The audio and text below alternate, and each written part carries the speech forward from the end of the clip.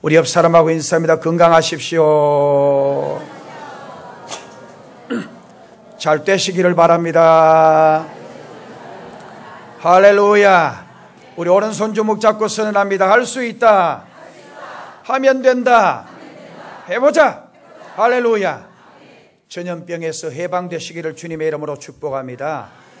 전염병 그 자체보다 더 무서운 게 부정적인 마음이에요. 두려워하는 마음이에요.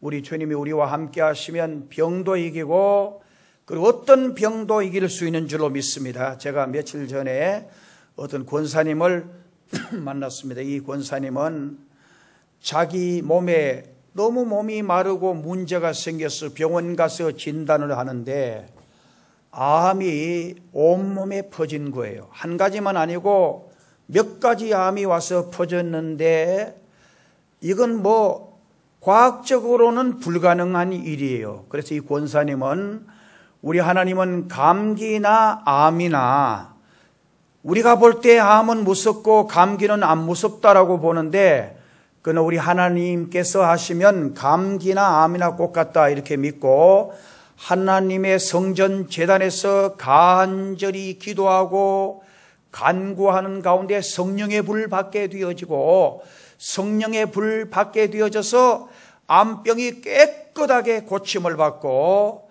기적적인 삶을 사는 권사님의 간증입니다.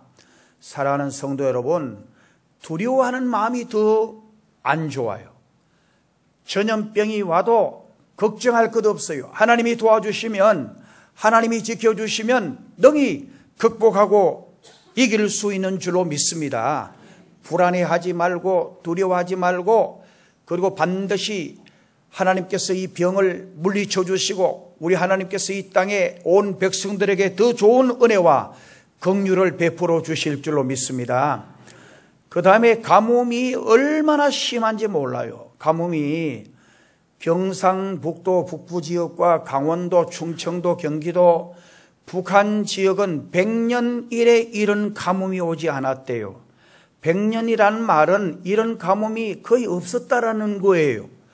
정말 온 백성들이 어려워할 수 있습니다. 그러나 하나님이 하늘문을 여시고 단비를 내려주시면 능치 못할 일이 없는 줄로 믿습니다. 반드시 하나님이 이 땅을 건져주실 줄로 믿습니다. 반드시 하나님이 이 백성들을 사랑하여 주실 줄로 믿습니다.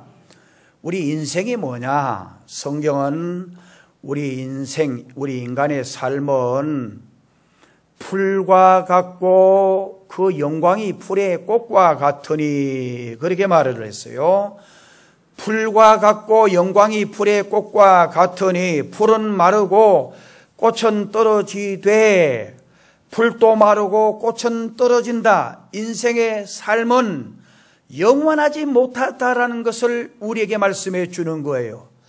우리 인생은 아침 안개와 같은 존재라고 말했어요. 우리 인생의 삶은 배틀의 북처럼 빠르다 그랬어요. 정말 우리 인생이 얼마나 빠른지 몰라요. 제가 26년 전 이 교회 왔을 때에 40대 중반의 분들이 벌써 얼마 지났어요? 70이 됐어요. 세월이 참 빠르다. 그리고 아무것도 한 것도 없는데 왜 이렇게 빠른지 모르겠다. 제가 이 말씀을 준비하면서 제가 어렸을 때에 살았던 고향을 다녀오고 또 고향의 산천을 생각하면서 저 집에는 옛날 누가 사셨고 저 집에는 누가 사셨는데 그리고 옛날 제가 어릴 때 그 할아버지 할머니들 다 돌아가시고 그리고 싱싱하게 제가 젊은 청선 중고등학교 시절에 젊은 분들이 다 백발이 되어 있고 돌아가시고 객지로 나가시고 그리고 쭉 인생을 보면서 참 인생이 빠르다. 그러나 예수 믿고 천국 간 인생도 있고 예수 믿지 않은 사람은 정말 지옥 갔을 터인데 그 착한 사람, 그 열심히 일해 보려고 노력했던 그 사람들 예수님 알지 못했으면 지옥 갔을 터인데 어떻게 하나 너무너무 안타까운 마음으로 이 말씀을 준비했습니다. 우리 인생은 세상 사람들이 다 허물을 노래했어요. 하나님 만나지 못하면 허무합니다. 그래서 솔로몬도 헛되고 헛되며 헛되고 헛되니 모든 것이 헛되도다. 5번 헛되도다라고 반복을 합니다. 정말 이 다섯 번 헛되도다라는 말은 세상의 권력도, 세상의 명예도, 세상의 부귀도, 세상의 어떤 아름다움도 모든 것 헛되고 하나님을 잡은 인생만이 영원하다라는 말씀입니다. 할렐루야. 하나님을 붙잡으시기를 주님의 이름으로 축원합니다. 하나님은 우리 눈에 보이지 않습니다. 하나님은 우리 눈에 만져지지 않습니다. 그러나 하나님은 살아계십니다. 오늘 이 자리에 나오신 여러분은 얼마나 복이 있는 분인지 몰라요. 세상에 여러분들이 좋은 집에 살지 못하고 세상의 모든 것을 누리지 않는다고 할지라도 예수님 만나고 하나님 만난 이것이 가장 큰 축복인 줄로 믿습니다. 할렐루야. 자, 오늘 광야의 소리에 대한 말씀을 하려고 합니다. 4절에서 6절까지에 보면은 광야에 외치는 자의 소리가 있어 이르되 너희는 주의 길을 준비하라. 옛날 성경은 너희는 주의 길을 예비하라. 그의 오실 길을 곧게 하라. 그의 첩경을 평탄케 하라. 모든 골짜기가 메워지고 모든 산과 작은 산이 낮아지고 굽은 것이 곧아지고 험한 길이 평탄하여질 것이요 모든 육체가 하나님의 구원하심을 보리라. 그렇게 말씀을 했어요. 고대 옛날은 왕이 행차할 때에 그 왕의 행차 앞에 미리 가서 선구자가 정말 왕이 행차하신다고 전부 다 머리를 숙이라고 머리를 못 들었어요. 머리를 들고 왕을 보려고 하다가 들키면 아주 큰 벌을 받았어요. 왕이 행차를 하니 전부 다 머리를 조아려서 왕을 보지 못하게 했어요. 그리고 정말 왕 앞에 머리를 조아리고 엎드리라 그랬어요. 그리고 왕이 지나가시기 전 미리 거기에 길을 정리를 하는데 도로를 평탄케 하고 그리고 더럽고 추한 길들을 깨끗하게 하고 그렇게 해서 왕이 지나가게 했어요. 우리나라의 길을 닦는 가장 신나는 이야기가 바로 경부고속도로입니다. 제가 아마 중학교 시절에 이 경부고속도로가 완공된 걸로 알고 있습니다. 박정희 대통령이 경제개발 1차, 2차, 3차 이렇게 하시는데 5개년 계획, 1차 계획이 끝나고 났을 때에 국가가 부흥을 하고 그리고 물동량이 엄청나게 많아지게 됩니다. 문제는 길이었습니다. 당시 우리나라는 경제적인 사정으로 고속도로에 대한 꿈도 가지기 힘들 때였습니다. 그러나 박 대통령은 이것을 추진해야 되겠다 이렇게 생각을 하고 당시에 우리나라에서는 현대 정주영 씨밖에 고속도로에 대한 경험을 가진 사람이 없었다고 합니다. 정주영 씨는 태국의 고속도로를 닦는 경험이 있었기 때문입니다. 그래서 박 대통령은 그에게 고속도로 건설 계획을 내놓도록 그렇게 했습니다. 드디어 1968년 2월 1일 첫 발파음이 터지면서 우리나라 최대의 길 경부고속도로가 닦아지기 시작을 합니다. 정주영 씨는 이 공사 기간 단축을 위해서 정말 현장에서 결제를 하고 길거리에서 회의를 하고 그리고 집에 들어가지 않고 길에서 천막을 치고 잠을 자고 전쟁과 같은 생활을 했다고 합니다. 그래서 69년 9월 11일 착공한 지 590일 만에 경부고속도로 429km가 완성되는 순간이었습니다.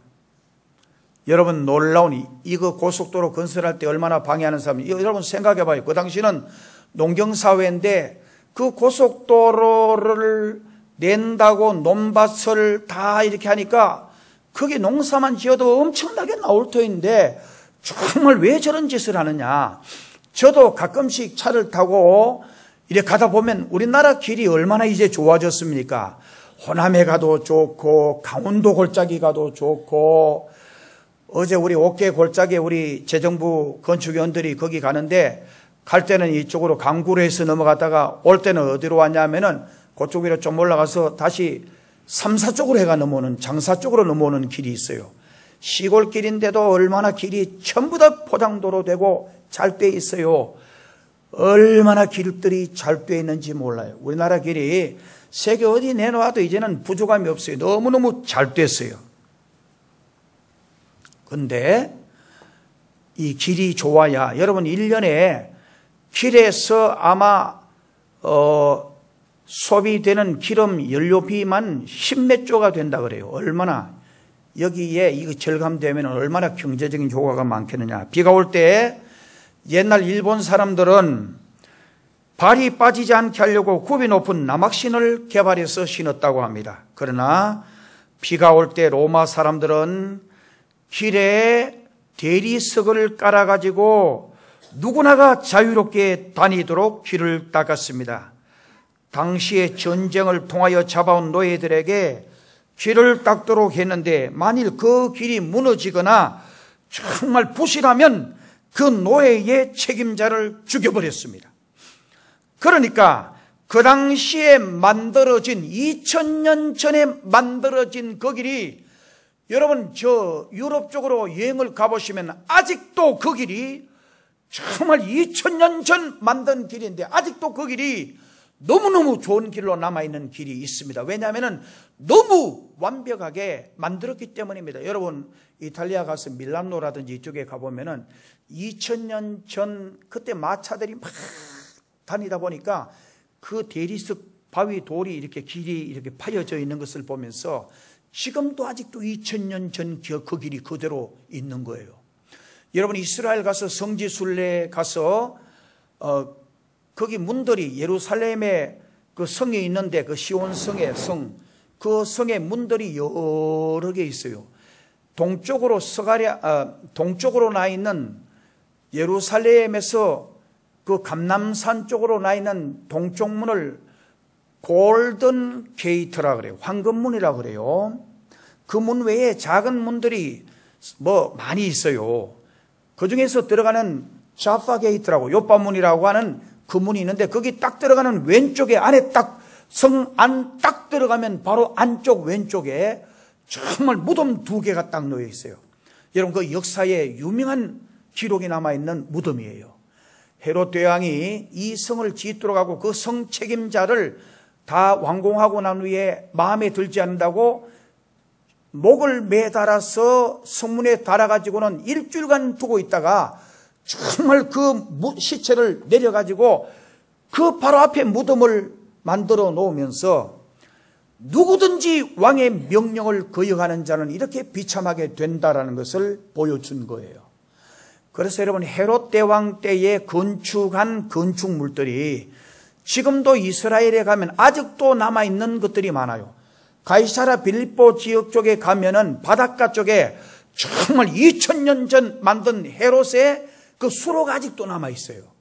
그리고 마사다 쪽에 가면 헤롯의 궁전이 그대로 남아있어요. 정말 2000년 전 한 일이에요. 그러니까 헤롯은 잘못한 자에게는 책임을 물어서 철저하게 응징하고 그 책임을 맡은 자는 완벽하게 공사를 했기 때문에 부실 공사가 없는 거예요. 우리도 길을 닦아야 합니다. 어떤 길을 닦아야 합니까? 주님의 길을 닦아야 합니다. 주님의 길이라고 하는 원어의 말은 텐 호돈 큐리오라는 말로 되어 있습니다. 이 텐 호돈 큐리오라는 말은 왕의 길, 즉 하나님께로 가는 길을 의미합니다. 바로 광야의 난길, 오늘 여기 광야의 난길을 의미하는 것입니다. 광야는 죽음을 의미합니다. 광야, 영어로 와일드 필드. 이 광야는 거칠고 황량하고 살 수 없는 그곳을 말하는 거예요. 길이 없는 곳을 의미해요. 그곳에 첩경을 낸다는 것은 축복을 의미하는 겁니다. 광야같이 방황하며 사는 우리는 이제 이 축복의 첩경이 필요합니다. 하나님께로 가는 길, 한마디로 축복의 길을 의미하는 거예요. 그러면 어떻게 길을 닦을 수 있습니까? 오늘 본문이 우리에게 4가지 구체적인 방법을 제시해 주고 있습니다. 여러분, 이 세상에서 제일 큰 복이 뭐냐? 돈 많고 인물 잘생기고 좋은 집에 살고 그게 아니에요. 정말 오늘 여기 나오신 여러분, 예수님을 나의 주님으로 영접하신 여러분, 하나님을 나의 아버지로 믿는 여러분이 진짜 복 있는 사람이에요. 이 세상은 잠깐이에요. 이 세상은 잠시 잠깐 이후에 정말 우리는 떠날 수밖에 없어요. 오늘 많은 사람들이 예수 믿으면 구원받고 예수 믿으면 천국 갈 터인데 예수님 말고 다른 길이 있는 줄 알고 정말 귀신을 섬기고 하나님이 싫어하는 가증한 우상들을 섬기는 자들이 우리 주변에 포항 시내만 해도 얼마나 많은지 몰라요. 그러니까 얼마나 이게 좁은 길인지 몰라요. 예수 믿기가 얼마나 힘든지 몰라요. 교회 나와도 얼마나 마귀 사탄이 유혹을 하는지 몰라요. 얼마나 이단 사이비가 우리를 유혹하는지 몰라요. 넘어가면 안 돼요. 여러분들이 예수님을 나의 주님으로 믿고 여러분들이 하나님께 기도하면 돼요. 믿음 생활 잘할 수 있도록 하나님께 마음문을 열고 하나님 믿음 생활 잘하고 싶어요. 성경에 보면 마음의 소원을 하나님이 이루어 주시는데 여러분 가인은 동생을 향하여 분노의 마음을 가졌어요. 정말 동생을 향하여 미움의 마음을 가졌어요. 자기 제사는 하나님이 받지 아니하시고 동생의 제사를 받은 것 그러면은 자기가 회개하고 내가 뭐 때문에 내 제사를 하나님이 받지 않는가 자기를 고치고 자기를 반성하고 자기를 돌이키려고 해야 되는데 이 가인은 정말 자기의 부실과 부족함을 깨닫지 못하고 동생이 드린 제사를 받는 게 이게 열이 나고 이게 셈이 나고 이게 속이 상한 거요. 정말 그래서 동생을 죽일 궁리를 하는 거요. 그래서 성경에 보면 죄의 소원이 너에게 있으니 이 죄의 소원이라는 말은 여러분요 마음에 소원이 없이 죄를 짓지를 않아요. 그냥 우발적으로 짓는 죄도 있지만은 마음속에 내가 돈을 벌어야지 정말 강한 욕구가 있을 때 돈을 벌려고 하는 욕망 때문에 죄를 지는 경우도 있고 바람 피우고 넘어지고 쓰러지는 것도 그런 욕망 때문에 그 욕심 때문에 그러는 거예요. 전부 다 그런 마음이 없으면 넘어지지 않아요. 돈에 대한 너무 욕심이 강할 때 그 돈 때문에 넘어지는 거예요. 다윗은 바로 그 욕심 때문에 넘어지는 거예요. 그 다음에 삼손도 바로 그렇게 되는 거예요. 다 그렇게 되어 있어요. 죄의 소원이 너에게 있으니 그러니까 죄를 동생을 죽이려고 하는 그 강한 욕구가 너에게 있으니 네가 죄를 다스리라. 네가 죽일 수도 있고 정말 네가 그걸 극복할 수도 있다라는 말씀이에요. 오늘 저에게도 여러분에게도 마찬가지 우리가 살면서 죄를 지을 수도 있고 안 지을 수도 있고 믿음 생활 잘할 수도 있고 안 할 수도 있고 이것은 내게 있어요. 여러분들이 진심으로 하나님 사랑하려고 하면 여러분 마음속에 하나님을 향한 갈망이 있어야 돼요. 성경을 열심히 읽고 기도 열심히 하고 정말 영적인 영양분을 여러분 심령에 공급해 주면 여러분이 믿음 생활 잘할 수가 있는 것입니다. 오늘 4가지. 첫째는 골짜기를 메워야 합니다. 첩경의 길, 왕에게로 나아가는 주님께로 나아가는 길을 만들려면 우선 골짜기를 메워야 합니다. 골을 메우지 않으면 길을 만들 수가 없어요. 여러분 옛날에 공사법하고 요즘 공사법이 얼마나 다른지 몰라요. 옛날은 집을 짓는데 시간이 오래 걸렸어요. 왜 걸렸는지 자세히 분석을 해보니까 옛날은 2층, 3층 지을 때 4층, 5층 지을 때 제가 어릴 때만 하더라도 이거 뭐라 그래요? 무슨 통이라 그래요? 손 잡는 거 뭐라 그래요? 질통 그래요. 여기다가 공구리를 개요. 막 두 사람이 막 개가지고 섞어가지고 시멘트 해가지고 섞어가지고 그걸 가지고 더 담아가지고 저 위에 가서 땡겨 있다가 탁 놔버리면 쭉 쏟아져나요. 그래가지고는 그걸 가지고 이제 벗고 그랬어요. 그러니까 얼마나 오래 걸렸겠어요. 그것만 하는 게 아니에요. 그 다음에 벽돌을 하나하나 다 쌓았어요. 옛날 집은 지을 때 그랬어요. 5층까지 사람들이 계속해서 질통에 콘크리트 이긴 걸 가지고 올라가서 그랬는데 지금은요 그래 안 해요. 레미콘이 와가지고 부으면은 쭉 보면은 10층 20층까지 그대로 쌓아 올려가지고 그대로 또 거기 내리고 그래요. 야 얼마나 빨라졌는지 몰라요. 그 다음에는 또 벽돌 샀는 게 없어졌어요. 나는 벽돌이 어디 갔는가 보니까 벽돌이 다 없어져 버렸어요. 그냥 벽 샀는데도 전부 다 철근 이렇게 넣어가지고 레미콘으로 부어 넣어버리니까 금방 되는 거예요. 금방 굽고 금방 되는 거예요. 얼마나 빠른지 몰라요. 공사법이 굉장히 좋아졌어요. 도로 하는데도 보면 옛날은요 경부고속도로도 이 9번 길이 많았어요.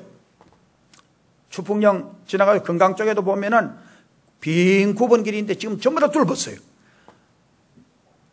대구에서 광주 가는 길을 보면은 88고속도로 요즘은 국도보다도 더 못해요. 그런데 지금 공사를 하는데 보면 이게 장관이에요. 보통 일이 아니에요. 정말 공사를 하는데 그냥 높은 산은 구멍을 뚫고 터널을 뚫고 그 다음에는 계곡은 다리를 놓고 해가지고는 앞으로 88고속도로가 완공되면요, 대구에서 광주까지 2시간 반 그 정도 걸리던 게 1시간 얼마밖에 안 걸려요. 사람들이 100km만 달리는 게 아니고 120km, 150km도 막 달리고 이래버리니까 빨리 가는 거예요. 즉 울산에서 포항스 울산까지 도로를 저쪽에 공단 저쪽에서 지금 하고 있어요. 금년 연말이면 거의 완공하는데 이게 완공되면 포항스 울산까지 20 몇 분밖에 안 걸려요. 거리상. 사람들이 100km만 달리느냐? 안 달려요. 저도 조금 급할 때는 150, 60km 달려버려요. 그러면은 20분, 25분 만에 울산까지 가요. 얼마나 지금 세월이 좋아졌는지 몰라요. 오늘 여기 본문 말씀에 모든 골짜기, 모든 산과 작은 산, 9번 길, 험한 길은 우리 마음속에 놓여져 있는 영적인 메시지를 우리에게 주는 거예요. 교만과 오만과 간사함과 무관심함과 냉정함과 아집과 고집 등 메시아를, 우리 주님을 영접하기에 방해가 되는 모든 장애물을 가리키는 거예요. 정말 우리 마음속에 주님을 향한, 주님께로 나아가는 데 있어서 방해가 되는 모든, 그걸 4가지로 크게 이제 나누어서 말씀드리는 거예요. 이러한 장애물이 우리 마음속에서 제거될 때에 비로소 우리는 하나님의 구원을 영접할 준비가 되는 것입니다. 다시 말해서 우리가 회개하여 겸손하고 온유한 마음을 가질 때에 그리스도를 비로소 우리 마음에 그리스도가 우리 마음에 찾아오시고 우리는 그로 인해서 하나님의 구원의 은총을 입게 되는 것입니다. 부정적인 골이 깊이 있는 사람은 마음의 평화가 없어요. 축복의 첩경이 없어요. 이스라엘 백성들이 광야에서 원망하고 불평하다가 결과적으로 열흘 보름 만에 갈 수 있는 가나안 땅을 40년간 방황하는 불행스러운 결과를 맞게 된 거예요. 불평하고 원망하지 않았더라면 놀라운 기적을 경험했을 터인데 정말 불평하고 원망하다가 40년 어려운 일들을 맞게 되는 거예요. 사람마다 주님이 아니면 메꾸어 줄 수 없는 골들을, 깊은 골들이 있어요. 마음에 구멍이 뚫린 것처럼 허전하기만 한 골들이 사람들에게 다 있어요. 그 골이 메꾸어져야 합니다. 그래야 첩경의 길, 주님이 임하시는 길이 닦아지는 것입니다. 록펠로는 속옷 하나밖에 없었대요. 너무너무 가난하고 어려우니까 정말 마음속에 소망을 가진 거예요. 내가 어떻게 이 가난을 탈출할까? 거기에 대해서 고민하고 간절한 바람을 가지고 도전하고 노력해서 결과적으로 세계 최고의 재벌이 되었다라고 하는 거예요.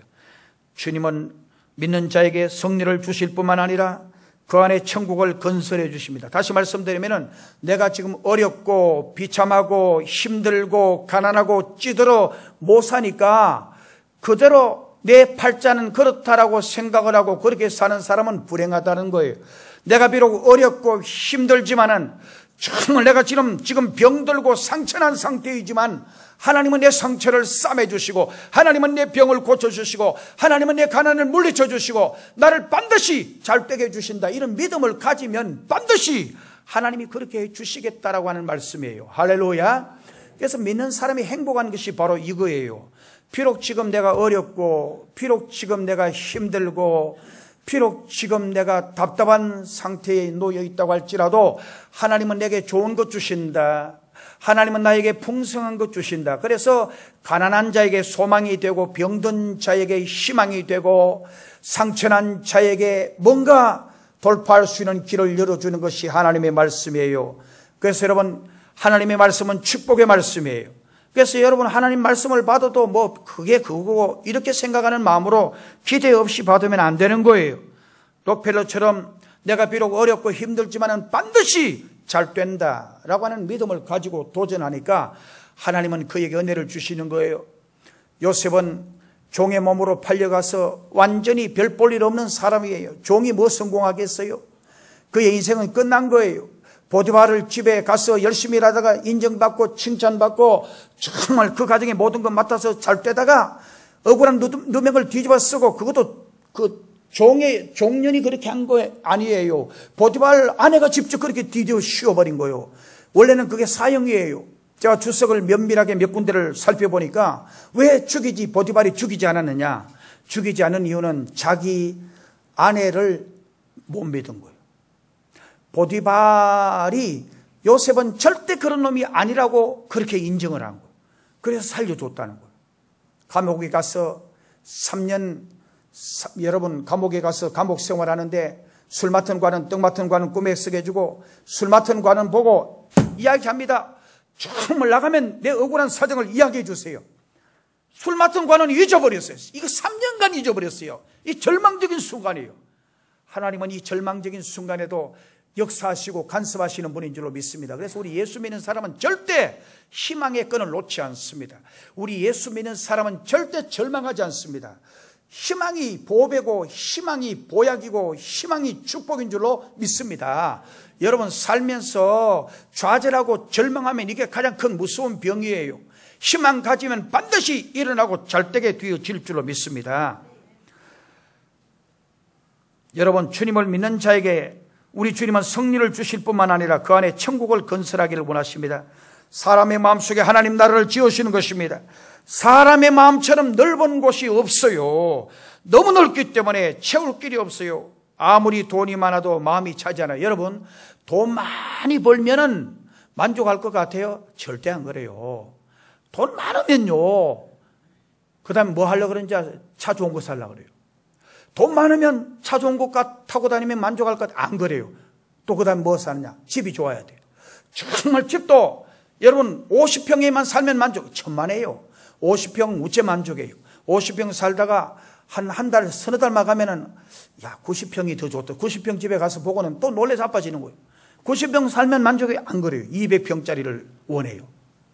제가요, 미국에 가서 내가 집 좋은 집에 가보고 놀래 자빠졌어요. 이야, 밑에 지하에는 딱 가니까 영화 감상실이 있어요. 집이 부자니까. 영화 감상도 나는 그런 것도 처음 봤어요. 대포를 쏘는데, 전쟁차가 대포를 쏘는데 쿵 하는데 있고 꼭 진짜 대포를 쏘는 것 같이 전집이 흔들거리는 것 같아요. 총알이 날아가는데 핑핑한데 내 귓전을 완전 직접 총알이 날아가는 것 같이 총알이 직접 입체적으로 날아가는 것 같아요. 와, 얼마나 쿵쿵한데 이쪽에서 대포 소리가 푹 나면 저쪽에서 총알 소리가 막 날아가는 소리가 들리고 난리가 나 있어. 이야, 너무너무 신나요. 그것만 있는 게 아니에요. 헬스실도 있고 자기 집에 사우나실 만들어 놓고 정말, 그리고 그것만 있는 게 아니에요. 음악 감상실도 따로 있고 그 다음에 또 서재실이 따로 있고 손님 접견실 따로 있고. 만족해요? 안 만족해요.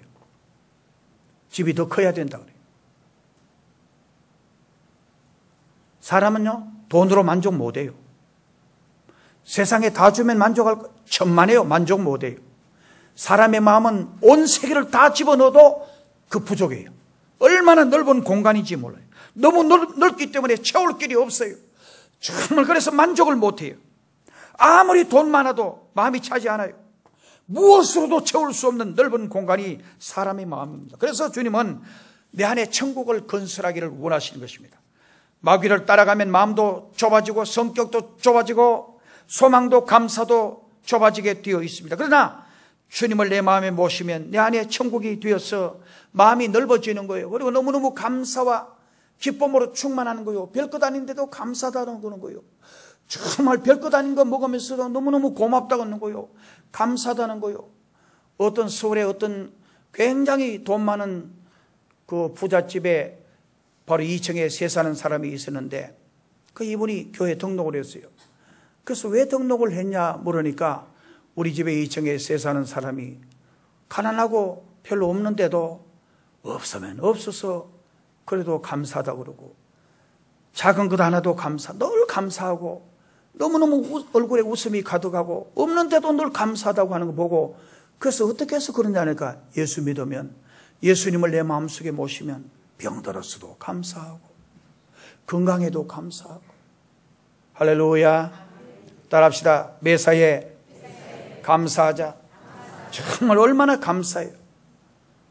여러분은 우리 삶이 얼마나 감사해요. 그리고 예수 믿게 되어진 것 얼마나 감사해요. 정말 살다가 죽으면 천국 가서 영원히 주님의 나라에서 주님과 함께 있는데 얼마나 감사해요. 무엇이 불평할 게 있어요. 우리 마음을 청소하고 우리 마음을 깨끗하게 닦아주는 길은 오직 예수 그리스도밖에 없어요. 주님은 신령한 세탁소예요. 교회는 신령한 목욕탕이에요. 여러분, 오늘 우리 죄를 씻어주실 분은 정말 예수님 외에 없어요. 예수님의 보혈로만 우리를 씻음받을 수 있어요. 비록 죄짓고 넘어지고 쓰러지고 자빠지고 정말 이 땅에서 완벽한 삶을 못 살아도 우리 주님 앞에 엎드려 주여 또 죄를 지었나이다, 예수님의 피로 씻어주세요 기도하면 주님이 우리의 죄를 씻어주시는 거예요. 주님이 우리의 죄를 깨끗하게 해주시는 거예요. 그래서 예수 믿으면 지옥 가지 않는 거예요. 예수 믿으면 멸망하지 않는 거예요. 얼마나 감사해요. 오늘 여러분의 심령, 골진 심령을 누가 메꾸어 줄 수 있겠어요? 여러분 남편이 메꾸어 줄 수 있겠어요? 남편이 막 속상하게 한다고 시동생이 형수님, 형님 보고 살지 말고 나보고 살아요. 근데 그게 위로가 되겠어요? 고부간의 갈등 때문에 막 그러는데 시도가 언니 시어머니 다 그런 거니까 시어머니 생각하지 말고 내보고 위로받으라고 그런다고 그게 위로가 되겠어요? 속상한 거는 남편이 위로해 줘야 돼. 아멘. 우리의 마음을 위로해 주고 우리의 마음을 쓰다듬어 주고 우리에게 정말 힘을 주실 분은 우리 주님이십니다. 여러분들에게 지금 있는 골짜기가 무엇입니까? 첩경의 길을 만들려면 우선 골짜기를 메워야 합니다. 미움의 고래는 사랑을 채워야 합니다. 부정적인 고래는 긍정을 채워야 합니다. 절망의 고래는 소망 채워야 합니다. 의심의 고래는 확신을 채워야 합니다. 방황하는 고래는 믿음을, 게으름의 고래는 부지런을 메꿔야 합니다. 여러분들에게 지금 있는 골짜기가 무엇입니까? 한번 생각해 보세요. 정말 내게 있는 골짜기가 뭐냐? 소크라테스는 너 자신을 알라고 그랬어요. 자신을 알면 바뀌어지는 거요, 변화되는 거요, 새 사람 될 수 있는 거요. 자신을 모르면 바뀌어지지 않아요. 변화되지 않아요. 바울은 자신을 알았기 때문에 날마다 내가 죽는다, 날마다 내가 깨어진다, 그렇게 반성을 하고 하나님께 자기 자신을 맡겼던 거예요. 그 다음에 여기 보면 산을 낮추어야 합니다. 산은 높은 곳입니다. 산이 있어서는 길이 될 수가 없어요. 요즘은 산을 뚫어서 정말 이 산과 저 산에 다리를 놔서 그렇게 길을 만듭니다. 산은 영적으로 교만을 의미하는 거예요. 교만의 산을 낮추어야 합니다. 그래야 축복의 길을 걸을 수가 있습니다. 고린도전서 10장 12절, 그런즉 선줄로 생각하는 자는 넘어질까 조심하라 경고하고 있습니다. 잠언 29장 23절, 사람이 교만하면 낮아지게 되겠고 마음이 겸손하면 영예를 얻으리라. 잠언 16장 18절, 교만은 패망의 선봉이요 넘어짐의 앞잡이니라 그랬어요. 교만은 패망의 선봉, 교만하면 망한다는 거요, 패가 망신한다는 거요, 넘어짐의 길잡이가 되고 앞잡이가 된다는 거예요. 절대 교만하면 안 돼요. 세상에서 돈 많고 정말 출세해도 교만하면 안 돼요. 세상에서 많이 배웠다고 똑똑하다고 교만해도 안 돼요. 여러분요, 여러분 스스로 저를 보세요. 여성들 가운데 내가 잘생기고 이쁘고 아름답고 잘 빠졌다라고 생각하는 사람은, 자기 스스로 그렇게 생각하는 사람은 늘 반성해야 돼요. 왜? 안 그러면 남편에게 늘 상처를 줄 수가 있어요. 그래서 통계적으로 보면 남편들이 행복해하는 사람들의 행복지수는 잘생긴 여자를 만나는 사람보다 수수하고 보통 사람 여자를 만나는 게 더 행복하대요. 왜냐하면 좀 수수하고 중간쯤 되면은 아이고 내 같은 여자가 이렇게 그러냐고 하면서 남편에게 어떻게 하든지 잘하려고 그러고, 그런데 너무 잘생긴 여자는 여기 말로 꼴값한대요. 장미를 보면 아름다운 장미가 있지만 그 가시가 있어요. 어떤 목사님은 주례할 때에 신부가 너무 이쁘면은 야 오늘부터 너 많이 찔리겠구나, 평생 너 많이 찔리겠구나. 정말 너무 이쁘고 아름다운 여자를 딱 보면 너 오늘부터 많이 찔리겠구나. 여러분 중에 잘생겼다고 생각하는 여성분들은 지금까지 살아온 과정을 회개하고 앞으로 절대 찌르는 사람이 되지 마시기를 주님의 이름으로 축복합니다. 잘생긴 여자를 보고 그런 게 아니고 잘생겼다고 생각하는 자기 스스로 그런 사람 말이에요. 그런 사람을 두고 하는 이야기예요. 잠언 16장 5절 말씀에 보면 무릇 마음이 교만한 자를 여호와께서 미워하시나니 비자손을 잡을지라도 벌을 면치 못하리라. 잠언 11장 2절 교만한 모든 욕도 오거니와 교만이 오면 욕도 오거니와 겸손한 자에게는 지혜가 있느니라. 교만은 무서운 죄입니다. 하나님께서 제일 미워하는 사람이 교만한 사람이에요. 교만한 병은 멸망하는 병이에요. 못난 사람보다 잘나고 교만한 사람이 망하니 잘난 사람은 잘난 것 때문에 망하는 거예요. 그래서 여러분 이 세상에 보면 전부 다 그래요. 정말 병들었을 때보다 건강할 때 더 죄 지어요. 돈이 없을 때보다 돈이 많을 때 더 죄 많이 져요. 몸이 골골하는 사람은 죄 안 지는데 몸이 건강한 사람이 여기 갔어도 나쁜지 저기 갔어도 나쁜지 그리고 남을 두들겨 패가지고 또 내가 아는 어떤 분은요, 내가 포항에 있을 때 옛날 부목사님 중에 목사님도 건강하고 사모님도 건강한데 애도 건강하더라고요. 애가 얼마나 건강한지 유아실에 애들 다 두들겨 패는 거예요. 그래가지고 목사님 아들한테 맞았다고 늘 그러니까 이게 너무너무 유아실에 가서 예배 안 드릴 수도 없고 드리면은 얘가 너무 힘이 세니까 두들겨 패는 거예요. 정말 두들겨 패고 학교 가서 또 늘 오라는 거예요. 엄마 오라는 거예요. 아버지는 엄마 오라는 거예요. 가보면은 두들겨 패가지고 아버지 엄마가 거의 개건하다시피 학교에 늘 가는 거예요. 그런데 그 애가요, 나중에 내가 미국 집회를 가니까 저 플로리다 거기인데 큰 교회 목사님 거기 목회를 하시는데 내가 또 가니까 얘가 공부를 또 잘해가지고 미국의 그 플로리다 좋은 대학에 들어갔더라고요.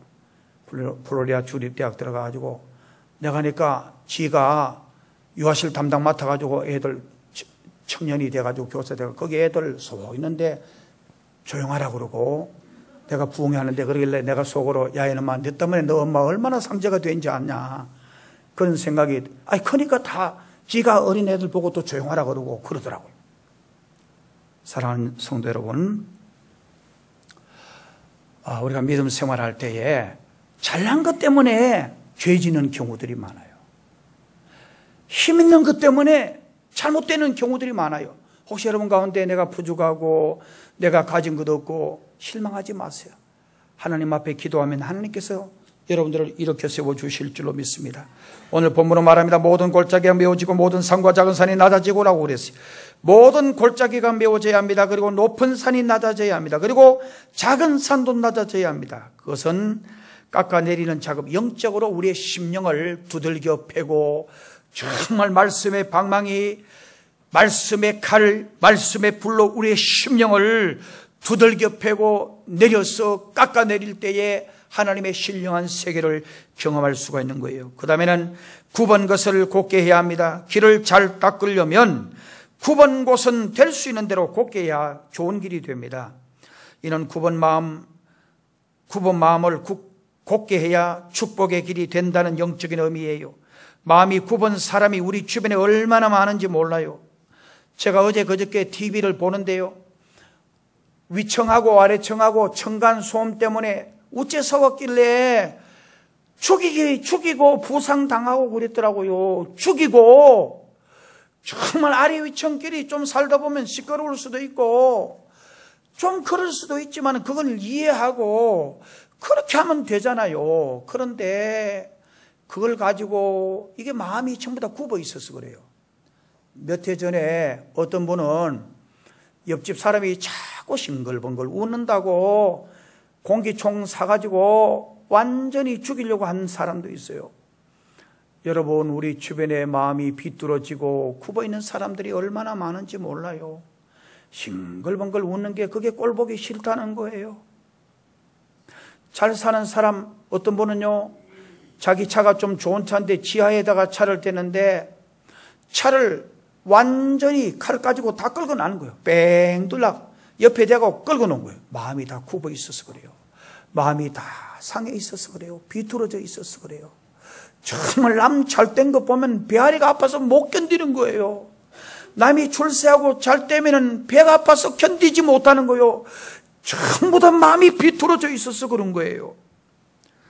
마음이 굽으면 생각하는 게 비뚤어지고, 생각이 비뚤어지면 말하는 게 남에게 상처를 줘요. 말 한마디 하더라도 기분 좋게 하면 어때요? 부부간에도 정말 남편이 가정에서요, 내가 늘 이야기하는데 퇴근해서 딱 들어오는데 된장찌개 끓이는 거 보고 남편이 여보 뭐예요? 이러면 부인이, 제가 전에 한번 설명했죠, 눈을 딱 떠가지고 아래로 딱 쳐다보고 말 한마디도 안 한 여자, 여자는 보통 삐뚤어진 여자가 아니야. 이게 보통 마음이 굽어진 여자가 아니야. 이 말은, 이건 뭐냐, 말도 안 하고 눈을 아래로 딱 쳐다보는 거는, 야, 이 병신 같은 자식아, 니는 코도 없냐 눈도 없냐, 지금 이거 하는 거 보면 냄새를 맡아도 알고 다 하는데 뭐 하냐고 뭐냐, 이런 뜻이고, 좀 그거보다 싸가지 조금 그 좀 나은 여자는 이래요. 뭐 하냐 물으면 된장찌개, 요 말만 딱 해요. 요것도 아주 싸가지 없는 여자예요. 네, 말을 이렇게 해서 미안한데 이래야 정신을 차려요. 정말 그렇게 해서도 안 돼요. 모를 때에 된장찌개라고 말하고, 당신이 너무 좋아할 것 같은데 여기에 뭐 재료도 넣고, 그리고 당신이 이따 맛있게 드세요, 이렇게 말하는 여자는 100점짜리예요. 여러분들 이런 마음을 가진 여자분은 진짜 마음이 건강한 여자예요. 남편이, 부인이 무는데 또 아주 그렇게 말을 하더라도 아주 무식한 것 같이 쳐다본다든지 이런 것도 전부 다 마음이 전부 다 굽어져 있어서 그래요. 하나님이 주시는 축복의 길을 닦으려면 굽은 것을 곡해야 돼요. 심리학자들은 이렇게 말합니다. 출생상처라는 말을 씁니다. 누구나가 정말 어머니 뱃속에서 나올 때에는 상처를 받는다고 합니다. 어머니 뱃속에서 나올 때 상처받는데요. 그래서 태어날 때 큰 소리로 울면서 나와요. 왜? 나오면서 받은 상처 때문에 그렇다는 거예요. 얼마나 나올 때 힘들었겠어요. 근데 사람마다 마음을 들여다보면 상처투성이에요. 상처가 아물기 전에 또 상처가 나는 경우도 많아요. 자기 마음의 상처를 간직한 사람이 다른 사람에게 상처를 준 말을 많이 한다고 합니다. 그래서 남에게 상처를 주는 사람은 상처가 있는 사람이라는 증거이기에 그런 사람일수록 더욱 주변에서 사랑해주고 그리고 보듬어 주어야 돼요. 매사를 정말 어둡게만 바라보고 비정상적인 생각과 비뚤어진 말을 하는 사람은 정말 무서운 병에 걸려있는 사람입니다. 인생이 바로 그 사람은 상처가 있는 사람, 굽은 사람이에요. 우리는 인생을 살면서 언제나 긍정적으로 생각하는 습관과 긍정적으로 말하는 버릇을 기르도록 해야 합니다. 축복된 길을 닦는 방법은 굽은 것을 고다지게 해야 합니다. 장미를 보고, 여러분 한번 보세요. 장미를 보고 아름답다 그러면 되는데, 목사님, 장미가 아름답지만 거기 가시가 있어요. 가시를 이야기하는 사람은 마음이 굽은 사람이에요. 부정적인 사람이에요. 정말 숲이 얼마나 아름다워요. 그 숲의 아름다움을 이야기하는 사람은 마음이 풍요로운 사람인데, 근데 목사님, 저 숲에요, 개똥도 있고 아주 거기 안 좋아요, 이런 사람은 상처가 있는 사람이에요. 한 예를 들면 그래요. 여러분들이 한번 살펴보세요. 여러분들이 뭔가 상처를 가지고 있는 사람이면 늘 부정적인 쪽을 늘 봐요. 그 사회의 단면에 늘 좋은 면도 얼마든지 있는데 정말 안 좋은 쪽을 늘 보고 그걸 이야기하는 거예요. 여러분, 이게 얼마나 웃기는 일이에요. 천안함이 폭침당했다, 내 이런 이야기 했으면 미안한데, 정말 여러분 뭐라고 했냐면은 우리 정부의 조작극이고 미국이 그랬다고 하는 그런 사람들, 그걸 믿는 사람이 있어요. 이게 얼마나 마음이 삐뚤어진 사람인지. 오늘 이 사회에서 여러분 대통령이 그런 지시를 해가지고 정말 그게 그 폭침이 돼서 40몇 명이 죽고, 만약 그런 사건이 있었다, 이 금방 들통이 나게 돼 있어요. 만약 그게 들통이 나면 그 대통령은 정말 이 국민 전체 앞에서 능지처참을 받고 사형받아야 됩니다. 여러분 세견, 백견 나지를 못해. 그런데 그걸 우리는 다 알아요. 이제는 우리나라 사회에서 어떤 것 하나 여러분 숨길 수가 없어요. 그런데 그걸 말이요, 그렇게 이야기를 하고 이런 사람이 있다면 이 심령이 비뚤어진 사람. 미국 소가 들어오면은 완전히 저 광우병이 있는 것 같이 그것만 생각하는 거예요. 아이, 미국 소도 광우병이 있을 수도 있고, 독일 소도 광우병이 있을 수도 있고, 우리나라 소도 광우병이 있을 수 있어요. 그 병은 세계 어디든지 존재할 수 있어요. 그러나 완벽하게 안전을 추구하는 나라이기 때문에 더 안전하다고 봅니다. 제가요, 여러분 청룡열차 서울 그 랜더 가면 있어요. 그 다음에 제일 스릴 있는 거, 우리 저 용인에 가 있는 거, 그건 아무것도 아니에요. LA 디즈니랜드 안 가면 저기 올랜도라고, 플로리다 올랜도 가면 월드워드 디즈니랜드가 있어요. 정말 거기 제일 스릴 있는 거 여러분 잘 못하고, 요즘 제가 안 타는데 옛날엔 가면 다 탔어요. 타면 스릴을 느껴요. 너무 재밌어요.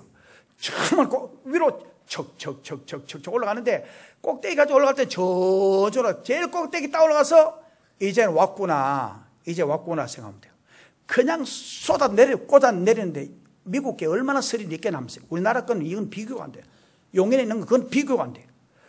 정말 완전 비명 소리가 나고, 근데 저는 비명 소리도 한번 질러본 적이 없어요. 그냥 왜 그러냐, 하나님도 믿지만은 미국이라는 사회가 얼마나 이걸 안전장치를 철저하게 했겠냐. 그 미국을 믿는 거예요. 그 장치를 개발한 사람을 믿는 거예요. 신뢰하는 거예요. 여러분 한번 다음에 라스베가스 가시면 타워 제일 높은 그 호텔 거기 떨어지는 거, 그거 한번 떨어지는 거 여러분은 못 할 거예요. 저는 그거 다 해봤어요. 정말 불안 안 하냐? 하죠. 그러나 믿는 거예요. 이 기계를 개발한 사람이 얼마나 안전을 했느냐. 미개한 나라 가서는 안 타요. 그러나 철저하게 안전을 그 믿으면은 불안한 게 없어요. 사랑하는 성도 여러분, 우리가 이 땅에 살면서 정말 이제 믿어야 돼요. 우리가 하나님 믿고 예수 믿고 하나님이 내 병을 고쳐주시고 하나님이 메르스라고 하는 병도 막아주신다. 그럼 믿고 담대하게 나갔어요. 마지막으로 9번 곳을 곧게 한다 그랬어요. 그래서 우리가 일본의 하지 목사님이 이런 이야기했어요. 근심을 이기는 비결이라는 책에 이런 말을 썼어요. 하지 목사님이 자기 아들이 목사 된다 그러니까, 아들아, 목사가 얼마나 힘든지 아냐. 정말 목사하려고 하면 너무너무 힘든다. 그래도 네 할 수 있겠냐. 빨간 넥타이 매면 우리 목사님 바람 났는가 보다 그러고, 까만 넥타이 자주 매면 우리 목사님은 맨날 천날 장례식만 났냐. 설교 너무 길면 엿가락 늘어지듯이 길게 한다 그러고, 짧게 하면 미천이 다 떨어졌다 그러고, 쉽게 하면 속에 든 것이 없어서 그렇다 그러고, 어렵게 하면 자기만 아는 척 한다 그러고, 집회 자주 나가면 우리 교회는 어떻게 하려고 저러기, 다른데 초청받아서 안 나가면은 우리 목사님 인기도 없고 실력도 없어서 안 나간다고 그렇게 하고, 교회를 부흥시키지 못하면 무능하다고 말하고, 크게 부흥시키려고 막 열정을 내서 막 하면은 우리 목사님은 너무 물량주의적으로 나간다 그렇게 하고, 정말 그런 것을 다 극복할 수 있겠니? 그러면서 주의 종의 길을 가는 아들에게 권면했다고 하는 말씀이 있습니다. 마지막으로 험한 길을 평탄케 해야 합니다. 축복된 길을 닦는 방법은 험한 길이거든 평탄하게 닦아야 합니다. 험한 길의 마음은 정상적인 마음이 아닙니다. 왠지 모르게 거친 마음, 황폐해진 마음, 폭력이 들어있고 짜증이 나고 불평이 솟아나고 불쾌지수가 높은 마음을 의미합니다. 잔잔한 맑은 호수 같은 마음이 아니라 썩은 물이 더럽게 흘러가는 시궁창 같은 마음이 험한 마음이에요. 인생이 즐겁고 기쁘기보다는 죽지 못해 사는 것 같은 서글픈 마음이 바로 험한 마음이에요. 미움이 이글이글 불타고 있는 마음이 험한 마음이에요. 다른 사람을 향한 정오의 마음이 가득한 것을 말해요. 정말 끝까지 품은 마음을 풀지 못하고 늘 꽁하게 되어 있는 그 마음이 바로 험한 마음이에요. 언젠가는 복수해야 되겠다는 그 마음이, 그런 마음이 가득 찬 마음이 험한 마음이에요. 이런 마음에 어떻게 아름다운 축복이 임하겠습니까? 이런 마음에는 축복이 오다가도 달아나 버리는 것입니다. 은혜가 오다가도 뒤로 돌아가 버리는 것입니다.